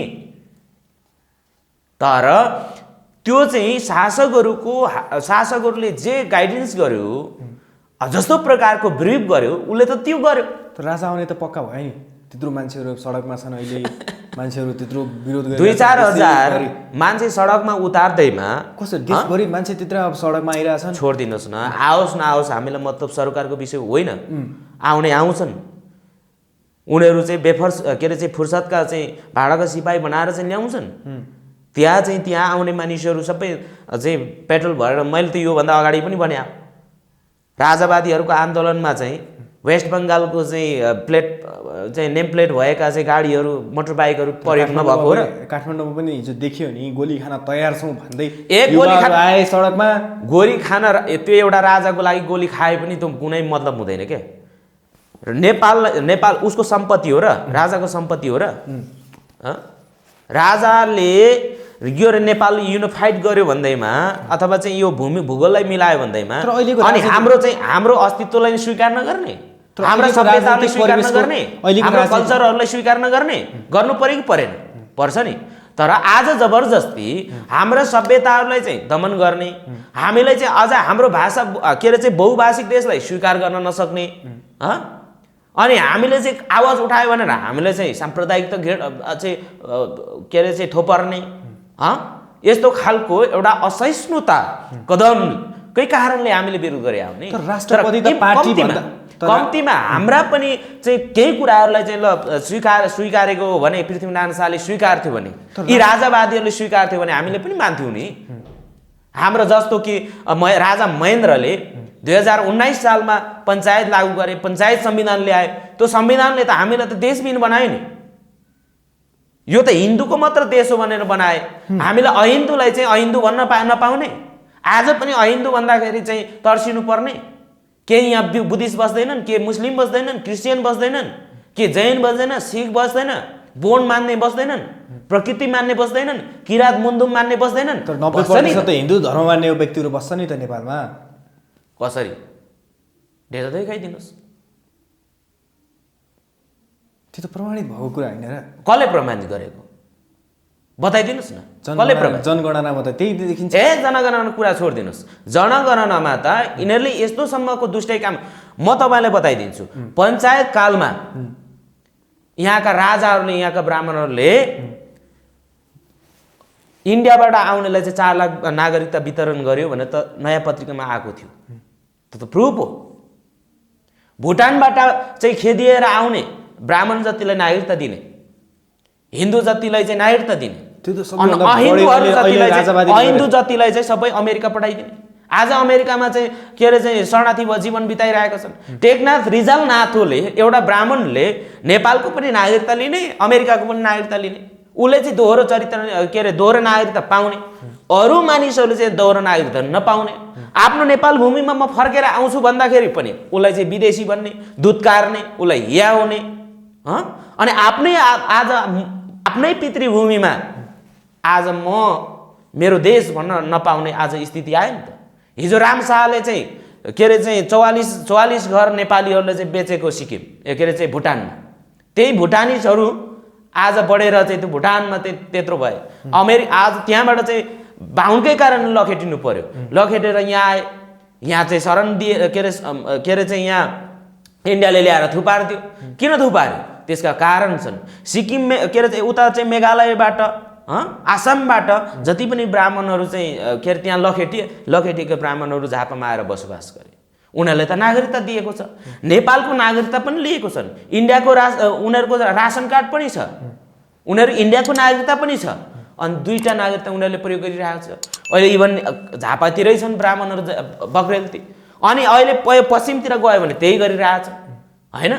अनि यहाँकाले चाहिँ हामीलाई चाहिँ भ्याक्सिन लगाउने, भ्याक्सिनटोमी गराउने, अनि विदेशतिर लखेट्ने। पहिलो विश्वयुद्धमा कति मारे हाम्रो मान्छे? 42 लाख मारिएको छ। राईहरू मात्र 20 लाख भन्दा बेसी मारिएको छ। लिम्बू मात्र चाहिँ 9 लाख भन्दा बेसी मारिएको छ। तामाङ मात्र चाहिँ 3 लाख भन्दा ज्यादा मारिएको छ। गुरुङ मात्र चाहिँ के अरे 4-5 लाख भन्दा 4 लाख भन्दा बेसी मारिएको छ। तर अहिले त्यत्रो डेटा छ नि। आज मारेर त्यत्रो हत्या हिंसा गरेर उनीहरूले त हाम्रो मान्छेलाई चाहिँ भाडाको सिपाही बनाएर चाहिँ पठाएको हो नि। तर अहिलेको स्थितिमा त राष्ट्रपति के गुटको के पार्टी भन्दा माथि उठेर काम गर्न सक्नु भएन। उनले गर्दा राज्य चाहिँ राष्ट्र चाहिँ कमजोर भयो, अहिले सङ्कटमा छ, देश सिक्किमीकरण हुने अवस्थामा छ। यो देश सानो देशले सङ्घीयता धान्न सक्दैन र त्यसकारण चाहिँ देश बचाउनको लागि, माटो बचाउनको लागि राजा त चाहियो नि, होइन? यो सबैभन्दा बकवास कुरो नै यही हो। सङ्घीयताले देश अहिलेसम्म त्यत्रो मान्छेहरू सडकमा आएर सङ्घीयताले देश नदानेको होइन, गलत शासन व्यवस्था चाहिँ गलत तरिकाले चलाइयो। त्यसो भएकोले गर्दाखेरि आज भ्रष्टाचार बढेको हो, आज देश विकास नभएको हो, यहाँका उत्पीडितहरूलाई चाहिँ नसमेटिएकोले गर्दाखेरि आज यो स्थिति आएको हो नि। सङ्घीयताले चाहिँ के अरे देशलाई बिगार्यो भन्ने त अब्जस मात्र लगाएको हो। सङ्घीयताले कहाँ बिगारेको छ ल? एकछिनको लागि आर्थिक भएको देश होइन त्यो कोरोना महामारी छ, यत्रो त्यो कुरामा म सहमत छैन। सङ्घीयताले देश बिगार्यो भन्ने, धर्मनिरपेक्षले चाहिँ के अरे चाहिँ देश बिगार्यो भन्ने, यो सबैभन्दा बकवास कुरा। धर्मनिरपेक्षको विरोध गर्नु भनेकै हाम्रो विरोध गर्नु, यहाँका उत्पीडित समुदायको विरोध गर्नु हो, विभिन्न धर्मावलम्बीको विरोध गर्नु हो, विभिन्न भाषाहरूको चाहिँ विरोध गर्नु हो। अनि गोर्खे जसलाई आजको नेपाली कथित नेपाली भाषा भनिन्छ नि, अनि चाहिँ आजको नेपाली भाषा त अनि खसान क्षेत्रमा उत्पत्ति भएको भाषा होइन। यसो विचार गर्नु, विश्वमा नेपाल जस्तो राष्ट्र म टुङ्गाइहाल्छु। जस्तो खसान भाषा, आजको खसहरूले चाहिँ प्रयोग गर्ने खसान हो नि त, यो खस भाषा हो नि। अनि यो खस भाषालाई मान्ने अनि खसहरूलाई चाहिँ अनि उनीहरूले चाहिँ नगन्ने, त्यो पनि त प्रवृत्ति यहाँ देखा पर्यो नि त। आजको राजा आऊ देश बचाऊ भन्नेमा सबैभन्दा अग्र पङ्क्तिमा ब्राह्मणहरू देखिन्छ, जबकि ब्राह्मणहरूको केही पनि छैन यहाँ। त्यसमा नेवार पनि देखिया छन्। होइन त्यहाँ चाहिँ सबै उचाल्ने भनेको ब्राह्मण हो, मलाई थाहा छ नि। हिजो जयन्त राणालाई मार्न उक्साउने, पृथ्वीनारायण शाहलाई उक्साउने पनि ती ब्राह्मणहरू नै थिए। घले राजालाई चाहिँ मार्नको लागि चाहिँ सल्लाह दिने को थिए? नारायण अर्याल, गणेश पाण्डे जस्ता बाहुनहरू थिए। खड्का मगरलाई चाहिँ मार्न लगाउने को थिए? त्यही ब्राह्मण नै थिए। किनभने श्री 6 चाहिँ राजा पनि माथि हो, राजाभन्दा पनि एक स्टेप माथि हो। श्री 6 को सल्लाह बमोजिम राजाले काम गर्नुपर्छ। हिजो राजालाई पनि दुत्कार्ने यही बाहुन थिए, अनि उसलाई चाहिँ गलत तरिकाले चाहिँ फसाउने पनि राजा नै थिए नि। त्यही भएर एउटा कुरा मलाई के लाग्छ भने पृथ्वीनारायण शाह आफैले के भनेका छन् भने ब्राह्मणलाई चाहिँ उनले चाहिँ यो आफूले चाहिँ विश्वास नगरेको कुरा राखेका छन्। त्यो कुरा चाहिँ म मान्छु, किनभने ब्राह्मण स्वयं चाहिँ पृथ्वीनारायण शाहले समेत ब्राह्मणहरूको विश्वास नगरेका थिए। नुवाकोटमा चाहिँ आक्रमण गर्दाखेरि त्यतिखेरका जयसिंहहरूलाई चाहिँ मार्न आदेश पनि दिएका थिए, होइन? त्यसो भएकोले गर्दाखेरि मलाई के लाग्छ भने आजको जुन एउटा परिवेश निर्माण भएको छ, होइन, आज जुन प्रकारले चाहिँ असंवैधानिक कदमहरू चालिएको छ, त्यही पार्टीमा बसेको चाहिँ सुभाष नेमाङ चाहिँ संविधान सभाको चाहिँ अध्यक्ष होइनन्। उनीहरूले भनेका थिए कि चाहिँ के अरे चाहिँ संसद विघटन गर्न चाहिँ पाइँदैन, त्यो मिल्दैन, त्यो व्यवस्थाले दिँदैन। अहिलेको संविधान चाहिँ हामीले सुधारेको चाहिँ अहिलेको संसदीय व्यवस्था सुधारेको भनेर त भनेका हुन् 2 वर्ष अगाडि, होइन? अनि त्यही पार्टीका केपी ओलीले चाहिँ त्यसलाई सिफारिस गर्नुपर्ने, अनि राष्ट्रपतिले चाहिँ दायाँ बायाँ नसोचिकनै भङ्ग गरिदिनु पर्ने। अनि राष्ट्रपतिले त सेरिमोनियल राष्ट्रपति राखेको छ, प्रधानमन्त्रीले राजा जान्छन् त्यसले साइन गरेर पठाउनु पर्छ उनले त। एकछिन राष्ट्रपति संविधानको संरक्षण हुन्छ भने आछ, अनि संविधानको रक्षक नै भक्षक भएपछि के हुन्छ? संविधान त आफैले कुल्ची होइन र त। तर स्वयं प्रधानमन्त्रीले भन्नुभएको छ दुईटै बहुमत पाएको सरकारले म ताजा जनादेशमा जान्छु भन्ने कुरा अलोकतान्त्रिक हुन्छ र त्यही भएर ताजा जनादेशमा जानुपर्छ। संसद विघटन एकदम ठिक कुरा हो, संविधानले दिएको कुरा हो, यसलाई राष्ट्रपतिलाई मुस्नु हुँदैन। ताजा जनादेशमा जानको लागि एउटा कुरा, संविधानले के म्यान्डेट दिएको छ, कसरी चाहिँ यहाँ कानुनी व्यवस्था गरिएको छ त्यस आधारमा जाने कि केपी ओलीको चाहिँ परिभाषामा जाने? त्यसो भए तपाईँहरूले एकछिनको संसद विघटन लागि मान्नु जस्तो 5 वर्षको लागि भनेर जनताले म्यान्डेट दिएको हो नि केपी ओलीलाई। केपी ओली नभनौँ, नेकपालाई होइन, निर्वाचित भएका हो नि, 5 वर्षको लागि निर्वाचित भएको हो नि। त्यो 5 वर्षपछि कम्तीमा त्यसले चाहिँ केही फर्को मार्छ, त्यसपछि फेरि नेतृत्व चयन गर्नुपर्छ अथवा त्यो व्यवस्था छ होइन। त्यसपछि फेरि चाहिँ मध्यावधिको निर्वाचन गर्नुपर्छ त छ नि त संविधानमा। तर त्यसलाई चाहिँ भङ्ग गरेर फेरि चाहिँ 2 वर्ष हुँदैन, के अरे चुनिएको 2 वर्ष भएको छैन, अनि संसद विघटन गरिदिने अनि चाहिँ आफ्नो तरिकाले त्यसलाई चाहिँ कामै नलाग्ने बनाउने, जनताको मतलाई अपमान गर्ने, अनि फेरि किन निर्वाचन गर्नु पर्यो? पिलोलाई शरीरमा राखिरह्यो भने चाहिँ त्यसले दुखाइरहन्छ, दुःख दिइरहन्छ, त्यही भएर निचुरेर फाल्दैन सक्यो नि कुरो। थप यो कुरा चाहिँ सबैभन्दा चाहिँ यो केपी ओलीको भाषा हो। यस्तो कुरा मलाई ठिक लाग्दैन, किनभने दुनियाँ कहाँदेखि कहाँ पुगिसक्यो, हाम्रो नेपाल चाहिँ संसद विघटन गर्दै बस्ने? यत्रो लामो द्वन्द छिचोलेर आयो, यत्रो सङ्घर्ष आन्दोलनहरू भयो, त्यसको एउटा चाहिँ निचोडलाई आज एउटा शासकको चाहिँ रवैयाले, एउटा शासकको चाहिँ अहङ्कारले समाप्त पारिदिने?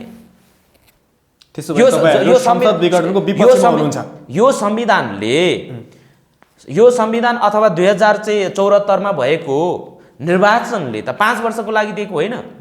5 वर्षको लागि म्यान्डेट दिइसकेपछि 5 वर्ष पुरा गर्नुपर्छ कि पर्दैन?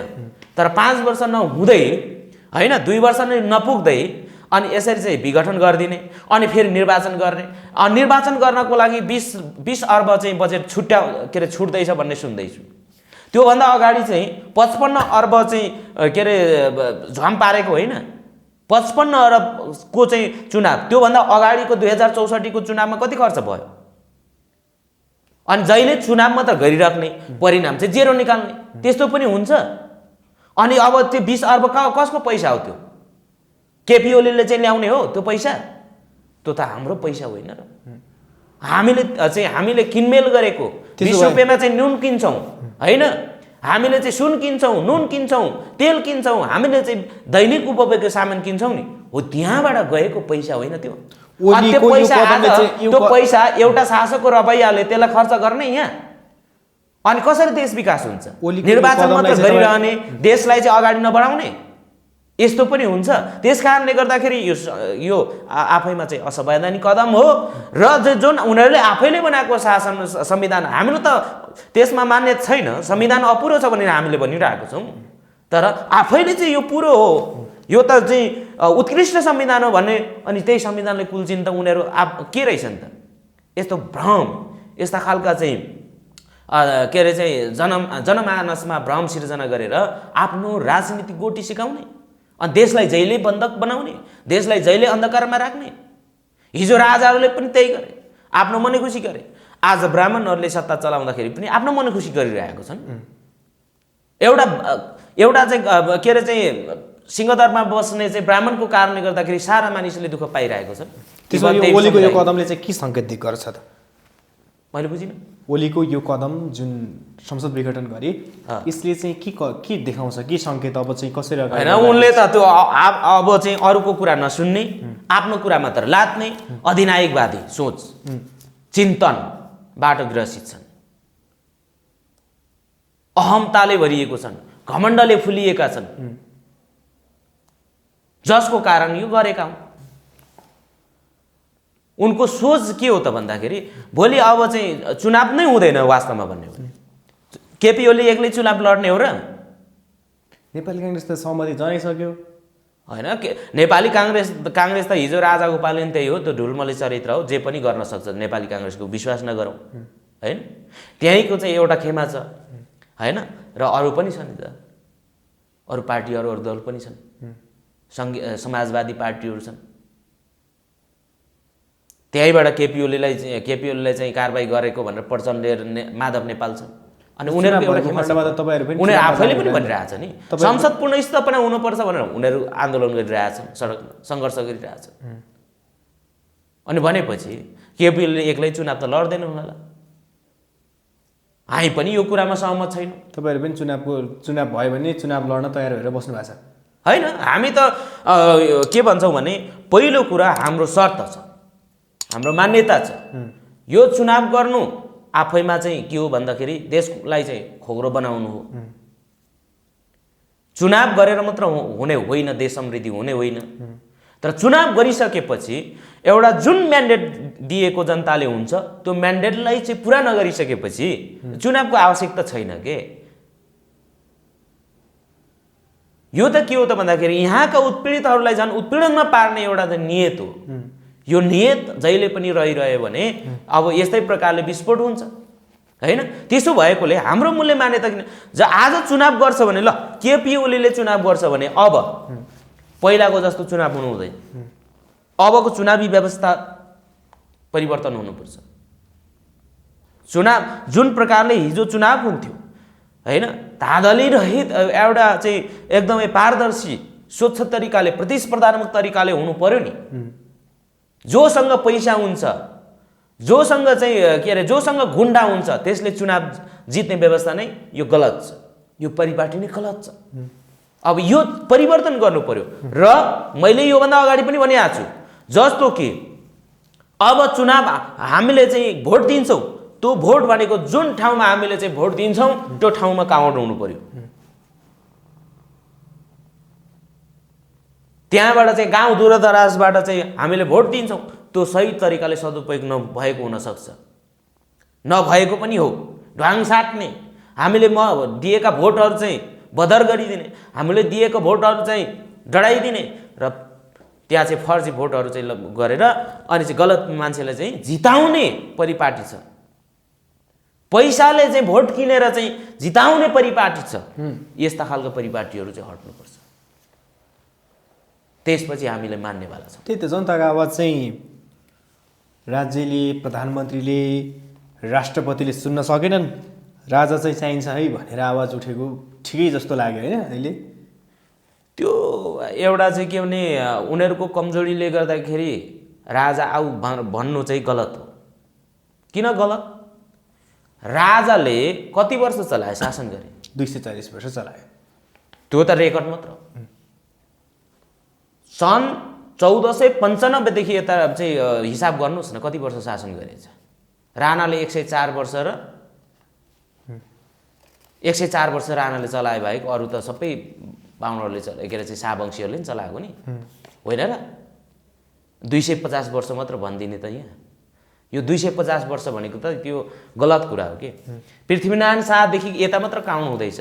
हामीले काउन्ट गरेको त दर्बे शाहदेखि यताको हो। जति बेला हाम्रो यहाँ चाहिँ नेपाल गोर्खा बन्ने थिएन त्यो बेलादेखिको हामीले उ गरेका हौँ, विरोध गरेका हो। तर अहिलेको स्थितिमा त विश्वभरि नै हिन्दू राष्ट्र छैन। एउटा नेपाललाई हिन्दू राष्ट्रको रूपमा घोषणा गर्दा विश्वमा एउटा देश बन्छ। यो त हामीले गौरव गर्नुपर्ने विषय। हिन्दू राष्ट्र घोषणा गर्नुपर्छ भने हिन्दू राष्ट्र दबाब दिनुपर्ने होइन र? हिन्दू राष्ट्र भएर गौरव गर्ने हो भने 2047 सालमा किन चाहिँ हिन्दू राष्ट्र भएकै थियो त? संवैधानिक रूपमा भएको होइन? 2019 सालले पनि त्यही भने होइन? अनि किन चाहिँ यहाँ गौरवले चाहिँ फुल्न सकेन, बाँच्न सकेन मान्छे? किन चाहिँ आन्दोलन गर्नु पर्यो? किन 17,000 शहीद हुनु पर्यो? त्यो विदेशीको लगानीमा विदेशीहरूको कुन विदेशीले लगानी गर्दियो? विदेशीको षड्यन्त्रमा भयो भन्छ। यो सुन्नुहोस्, एउटा कुरो के हो भने यहाँका उत्पीडितहरूले यो आवाज नउठाएको भए विदेशीले एउटा नैतिक साथ दिन्थे त?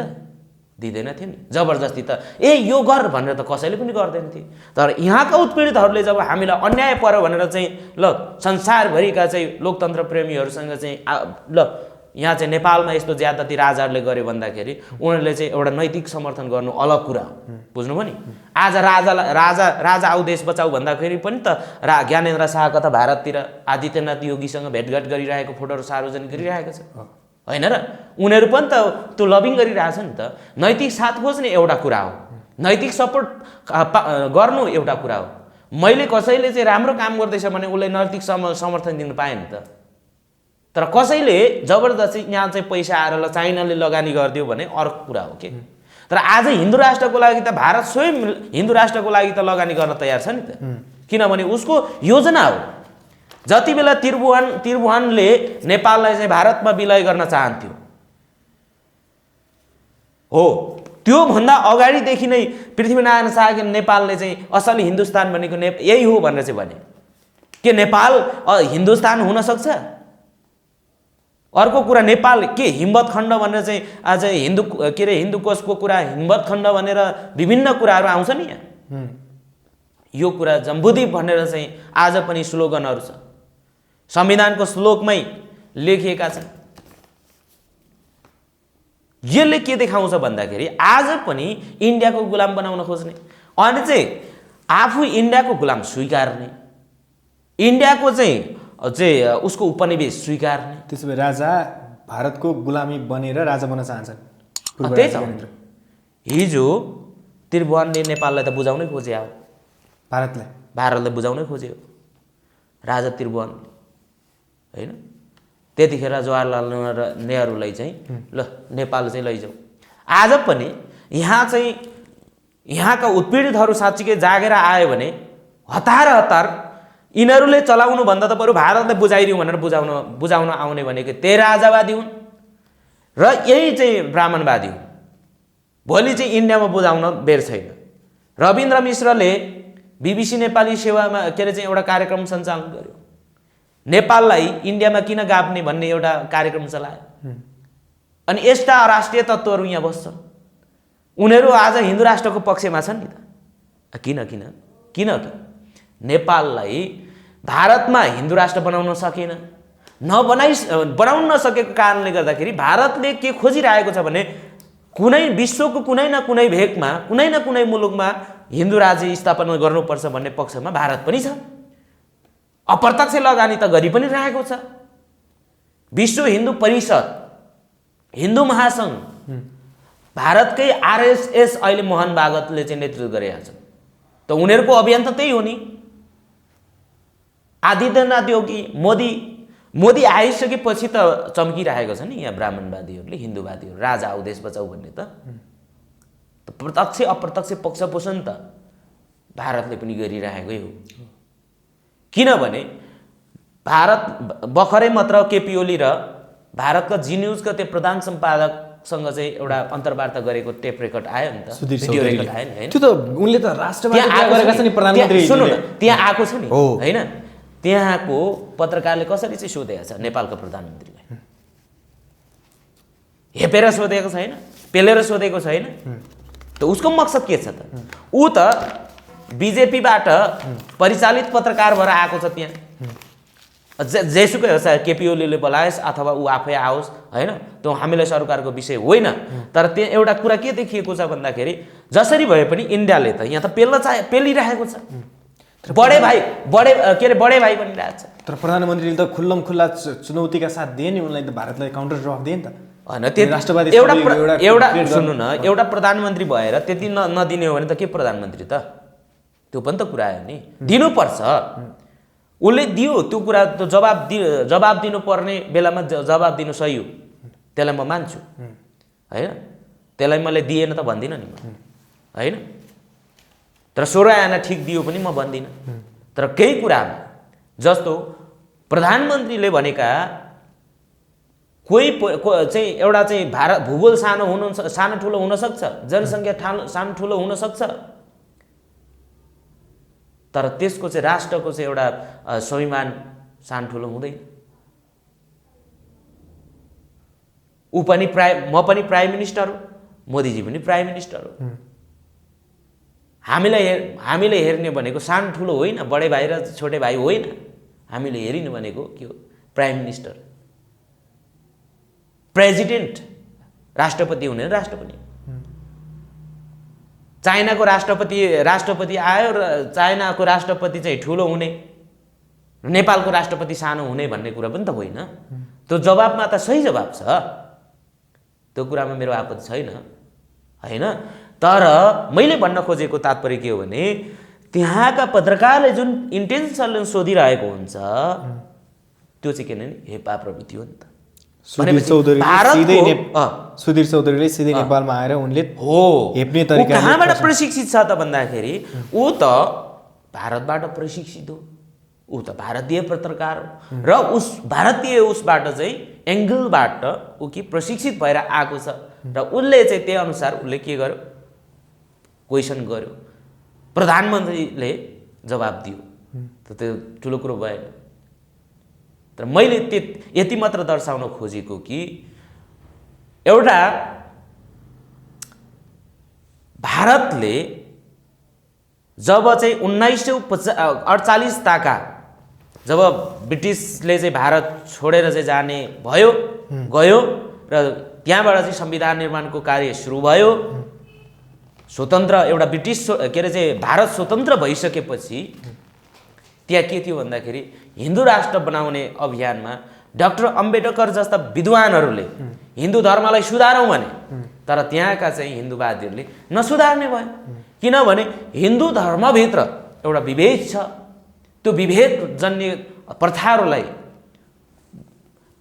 अब यसलाई चाहिँ समय सापेक्ष बनाउनुपर्छ र सदा समकालीन धर्म बनाउनुपर्छ युग अनुकूलको बनाउनुपर्छ विभेदित हुनु भएन भनेर चाहिँ एउटा बिल नै तयार गरेका थियो त्यो बिललाई चाहिँ हिन्दूवादीले खारेज गर्यो अम्बेडकरको त्यतिखेर चाहिँ फोटो जलायो अम्बेडकरको पुतला जलायो अम्बेडकरलाई देश निकाला गर्नुपर्छ भने त अम्बेडकरले 1956 धर्म परिवर्तन गरेर बुद्धिज्म ग्रहण गरे कारण के थियो भन्दाखेरि हिन्दू धर्म स्वीकार त्यसलाई चाहिँ परिवर्तन के भन्छ त्यसलाई चाहिँ समय अनुकूल बनाउनुपर्छ भन्ने मान्यतामा कोही पनि सहमत नभएको कारण हो नि इभन गान्धी जस्ताहरूले चाहिँ के गरे त अम्बेडकरको कुरालाई चाहिँ स्वीकार गरेन नगरिसकेपछि उनले चाहिँ 5 लाख एकै दिनमा बुद्धिस्टहरू 5 लाख 8 लाखसम्म के अरे चाहिँ बुद्धिस्टहरूलाई चाहिँ भेला पारेर उनले एकै दिन चाहिँ 22वटा प्रतिज्ञा लिएर चाहिँ हिन्दू धर्म त्याग गरे घोषणा गरे त्यसपछि भारतलाई चाहिँ धर्मनिरपेक्ष मुलुक बनाउने कि हिन्दू राष्ट्र बनाउने भन्नेमा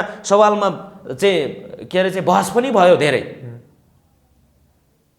अनि 1975 मा आएर संविधान संशोधन भयो र सदाको लागि भारत धर्मनिरपेक्ष मुलुक भनेर घोषणा भयो त्यसपछि के भयो भारतमा मुद्दा चल्यो 1995 मा 6 जना चाहिँ भारतका सुप्रिम कोर्टका चाहिँ प्रधान न्यायाधीशहरूले के भने Hinduism is not a religion but way of life भनेर चाहिँ भने हिन्दू त धर्म होइन त्यसो भएकोले भारत हिन्दू राज्य हुन सक्दैन त्यसो भइसकेपछि भारतले अर्को गोटी के खेल्यो नेपालमा भन्दाखेरि अब नेपाललाई बनाउनु पर्छ भनेर त्यहाँबाट कदममा कदम कहीँ न कहीँ चाहिँ त्यहाँका चाहिँ हिन्दूवादीहरू चाहिँ सक्रिय छन् नेपाललाई चाहिँ हिन्दू राष्ट्र बनाउनको लागि रातारात चाहिँ भारतका चाहिँ आदित्यनाथ योगी आएर भाषण गरे संविधान बनिसकेपछि धर्मनिरपेक्ष भयो भने चाहिँ के गर्छ रगतको खोला चाहिँ एक हातमा भाला र एक हातमा तरबार लिएर चाहिँ हिन्दूहरू निस्किनुपर्छ भनेर चाहिँ उक्साएर गए त्यसको लागि कोही नबोल्ने अनि अहिले राष्ट्रवादीको कुरा गर्ने तर अहिले भारतीय मिडियाले जसरी प्रधानमन्त्री केपी शर्मा ओलीको विभिन्न उनको व्यक्तिगत कुरामा पनि उनलाई नकारात्मक टिप्पणी गरिरहेको थियो र उनीहरूले भनिरहेको थियो कि भारतको मिडियासँग नेपाल डरायो उनलाई सैनिक कुनै जानु परेन भन्ने कुरामा त प्रधानमन्त्रीले दिएको जवाफ काउन्टर जवाफ त एकदम ठिक छ नि अहिलेको स्थितिमा त एउटा कुरो के भने प्रधानमन्त्री के अरे चाहिँ केपी ओलीले जुन कुराहरू चाहिँ आज अहिलेको सवालमा भनेका छन् यो पनि मलाई के लाग्छ भने यो निर्वाचनको लागि अब चुनाव आउँदैछ हैन अब चुनाव भयो भने त त्यसको लागि त सहानुभूति बटुल्नु पर्यो त्यसको लागि न त्यही त म त यो कुरामा विश्वास लाग्दैन कि केपी ओलीले चाहिँ पुनः भारतको विरोध गर्यो केपी ओलीले यो कुरा गरिरहेका छन् कि इन्डियालाई चाहिँ यतिखेर तत्काल चाहिँ प्रतिरोध गरे जस्तो गर्ने र त्यहाँबाट सहानुभूति बटुल्ने एउटा कार्ड त्यो प्रयोग गरेका छन् अर्को के हो भने रामको जन्मभूमिको विषयमा चाहिँ अर्को कार्ड प्रयोग गरेका छन् राम नाम सत्य होइन त यो कुरा दुनियाँलाई थाहा छ तर आस्था राख्नेहरूले चाहिँ राम नाम सत्य हो भन्छन् त्यो सहानुभूति बटुल्नलाई फेरि रामको काटा प्रयोग गरेको छ त्यो उनको राजनीति एउटा चाहिँ त्यसले अझै पनि तपाईलाई प्रधानमन्त्री केपी शर्मा ओलीको राष्ट्रवादसँग शङ्का लाग्छ शङ्का 100% लाग्छ त्यो कुरा त लिपुलेक लिम्पियाधुरा कालापानीको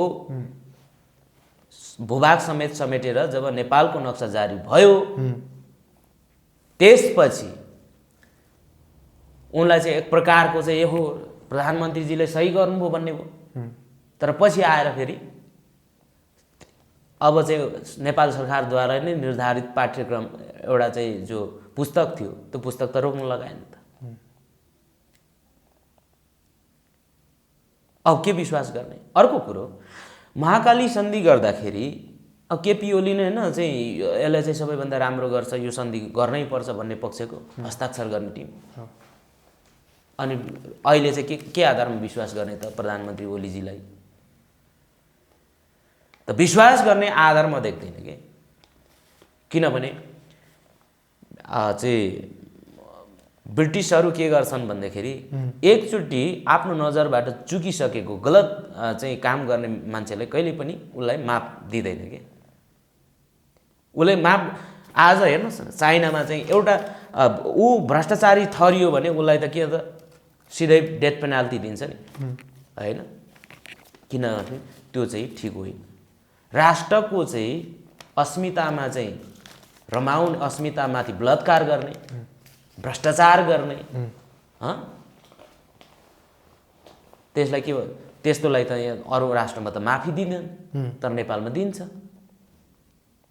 ऊ आफूले चाहिँ जे पनि गर्न मिल्ने, ऊ अहमताले पाखण्ड पर्ने, भरिनु पर्ने। अब भोलि हेर्नुहोस्, अब चुनाव भएन भने त अब केपीओले त दमन गर्ने हो नि त। नीति त दमन गर्ने नीति लिएका छन्, दमन त गर्छन् पनि। किन भन्दाखेरि उनले यो कुरा चाहिँ, उनको राष्ट्रवाद भनेको के हो भन्दाखेरि दरबार सुरुवाल ढाका टोपीको राष्ट्रवाद, पहाडे ब्राह्मणवाद, उसको राष्ट्रवाद त्यही हो। अरूलाई चाहिँ किरा फट्याङ्ग्रा सम्झिने, अरू चाहिँ नालीको किरा सम्झिने, अरूको अस्तित्वलाई चाहिँ बेवास्ता गर्ने, अरूको धर्मलाई चाहिँ बेवास्ता गर्ने, अरूको अधिकारको चाहिँ बेवास्ता गर्ने उसको राष्ट्रवाद। किनभने उसले त भनेका छन् मधेसी भनेको 2-4 जना आफू हुएका फल हुन् होइन। यी विविध कारणले के देखिन्छ भने अब पृथ्वीनारायण के भन्छ चाहिँ केपी शर्मा ओली हाम्रो लागि घातक छन्। मैले भने नि, ऊ सङ्घीयता पक्षधर होइन, धर्मनिरपेक्ष पक्षधर मान्छे होइन, लोकतन्त्र पक्षधर मान्छे पनि होइन। ऊ त के हो त कि अधिनायक शासन चाहन्छन् कि राजै ल्याउनुपर्छ भन्ने मान्छे हो नि त केपी शर्मा ओली। भन्नु त भन्छन् लोकतन्त्रको लागि 14 वर्ष जेल गए, तर लोकतन्त्रको लागि 14 वर्ष जेल गएको होइन नि। लोकतन्त्रको लागि जेल जाने मान्छेहरू त अरू नै थिए, तर केपी ओली मान्छे मारेकोले जेल गएको केपी शर्मा ओली। तर उसले के भ्रम बिर्दैछ भने लोकतन्त्रको लागि 14 वर्ष जेल गए। सब फटा कुरा।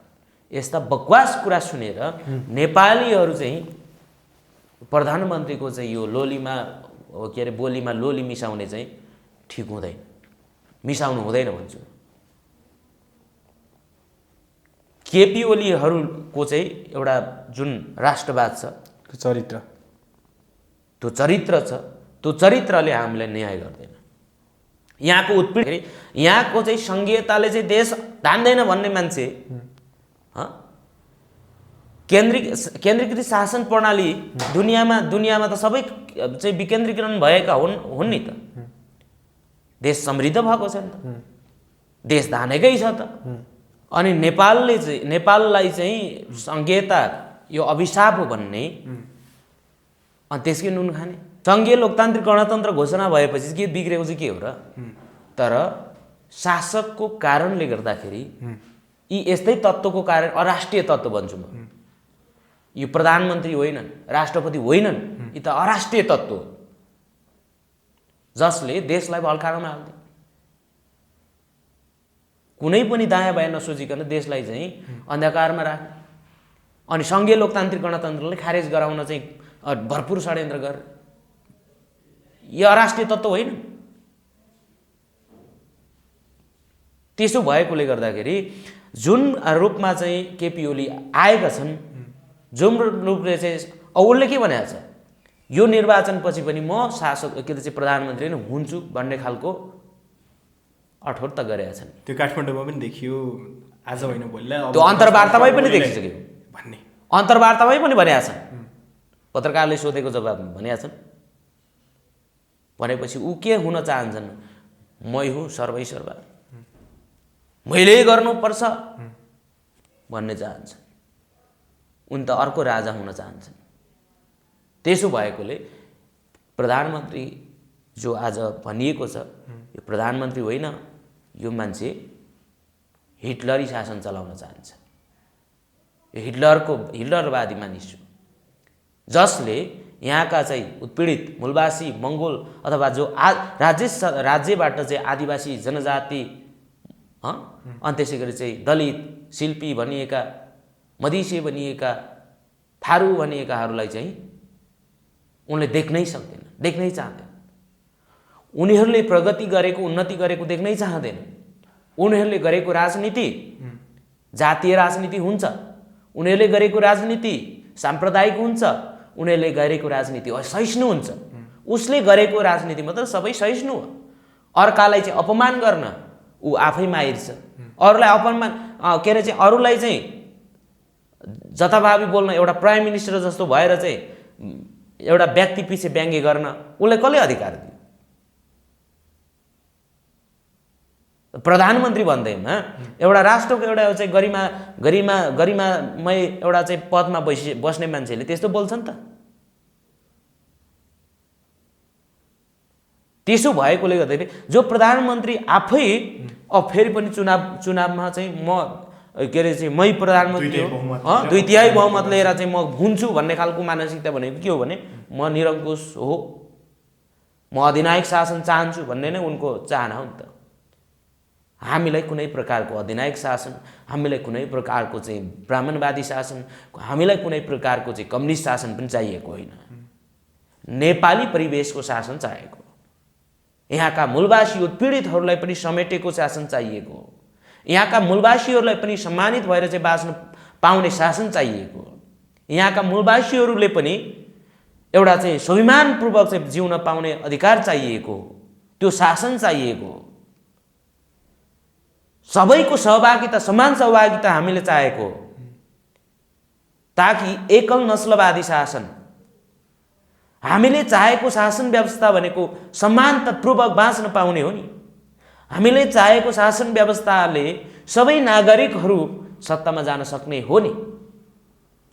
हामीले चाहिँ खोजेको के हो भन्दाखेरि दया होइन नि, हामीलाई माया दया होइन, हामीलाई अधिकार सम्पन्न भएर बाँच्न देऊ भनेर चाहिँ हामीले भनेको।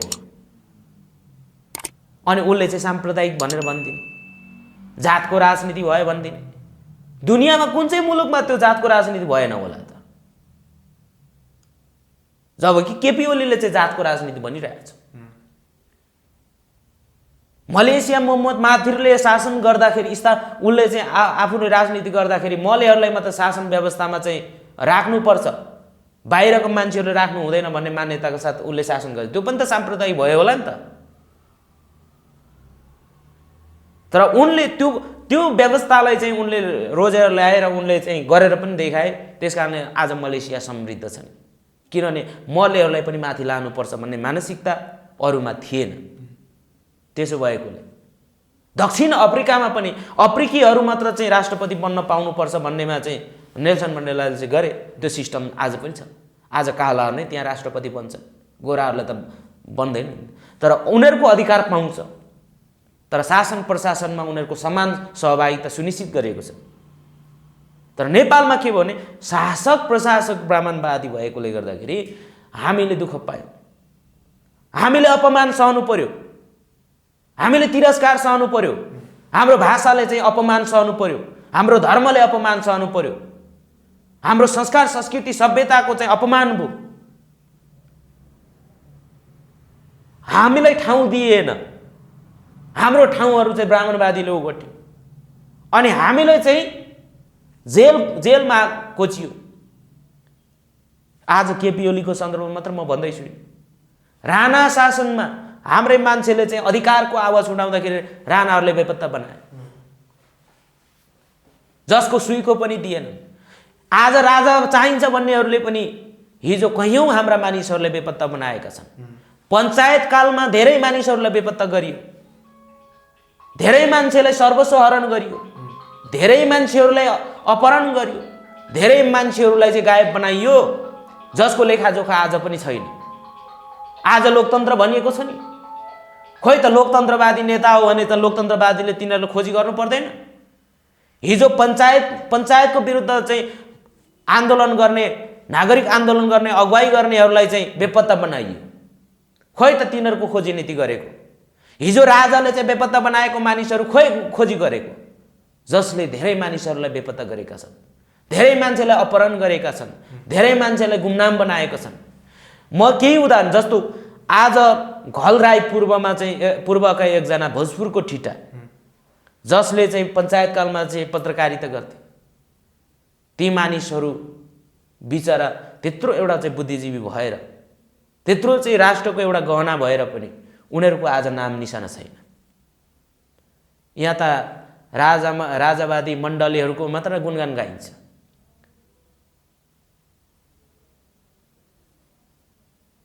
आज त्यस्तो चाहिँ हाम्रा कति बुद्धिजीवीहरू हुनुहुन्छ, उहाँहरूको नाम यहाँ यो राज्यमा सुनिँदैन,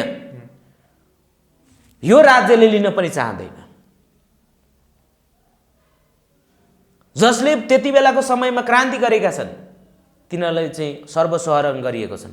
त्यो चाहिँ एकजना घलराई भन्ने व्यक्तिलाई पनि एउटा चाहिँ भनौँ न त्यतिखेरको पञ्चायतले चाहिँ उनलाई मार्नै खोजेको इतिहास छ। किन मार्न खोज्यो भन्दाखेरि आफ्नो इतिहास खोज्दाखेरि, आफ्नो भाषा खोज्दाखेरि, आफ्नो धर्म खोज्दाखेरि, आफ्नो संस्कृति खोज्दाखेरि, आफ्नो सभ्यता खोज्दाखेरि उनलाई पनि मार्न खोजेकै हो, षड्यन्त्र भएकै हो। खोइ त उहाँहरूले उठाएका महान क्रान्तिका कुराहरू आज ओझेल किन परे? रामप्रसाद राईहरूले किन मारे? रामप्रसाद राईलाई बेपत्ता बनाउने त यही ब्राह्मणवादी त्यतिखेरका राजावादी होइन। लखन थापा मगरहरूलाई झुन्डाउने त्यतिखेरका निरङ्कुश तानाशाही शासन सत्ताले गरेको होइन। देशको क्षतिपूर्ति कसले दिने? हामीले भिख मागेको हो? हामीले त भिख मागेको होइन। तर केपी ओलीले के सम्झिन्छन्? भिख माग्यो सम्झिन्छन्। हामीले चाहिँ न्यायको कुरा उठायौँ, उसले जातिवादी गर्यो भन्छ। हामी माथि चाहिँ नस्ल विभेद लागू गर्ने, हामी माथि चाहिँ वर्ण विभेद लागू गर्ने, हामी माथि चाहिँ जातीय विभेद गर्ने, असक्षम हो भनेर चाहिँ घोषणा गरिराख्ने, अनि आफू मात्र सक्छन् भनेर घोषणा गरिराख्ने, त्यो साम्प्रदायिक हो कि होइन त? त्यो कस्तो प्रकारको चाहिँ राष्ट्रवादी चिन्तन हो?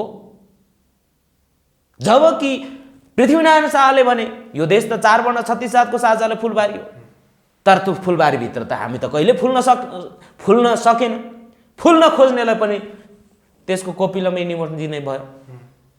ओके बहिनी, यहाँको यो महत्त्वपूर्ण समय र विचारको लागि धेरै धेरै धन्यवाद। फेरि यहाँलाई पनि धेरै धेरै धन्यवाद रोशनजी, अनि पिएनपी मिडियालाई पनि।